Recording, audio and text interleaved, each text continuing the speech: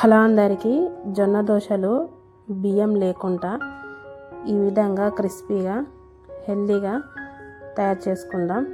First మినపగుండ్లని, ఒక cup మినపగుండ్లని మెంతులు శుభ్రంగా కడుక్కొని ఒక 6 గంటల సేపు నానబెట్టుకోవాలి. అన్నం వేసుకొని అన్నం కూడా మినపగుండ్లతో నానబెట్టుకోవాలి. 6 గంటల తర్వాత ఈ విధంగా నానిపోయింది పప్పు. తర్వాత ఇందులోకి గ్రైండర్లోకి వేసుకొని ఫ్రెష్ వాటర్ పోసుకొని ఈ విధంగా మెత్తగా గ్రైండ్ చేసుకోవాలి.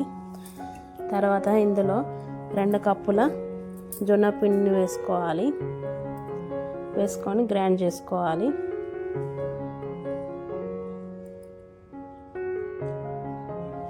ఒక కప్పు మినపగుండ్లకి 2 కప్పుల జొన్న పిండి వేసుకున్నాను. ఈ విధంగా గ్రైండ్ చేసుకున్నాక ఈ బ్యాటర్ని నైట్ అంతా పక్కన పెట్టుకోవాలి.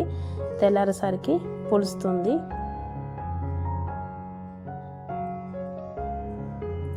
తెల్లారిన తర్వాత ఈ విధంగా చాలా బాగా పులిసింది పిండి.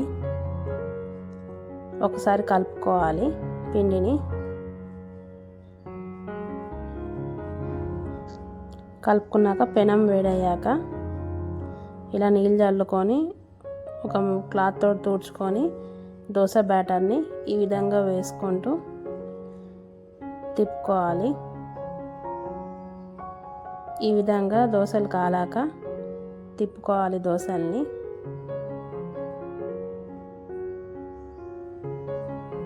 చూడండి ఎంత కలర్ఫుల్గా వచ్చిందో జొన్న దోశ.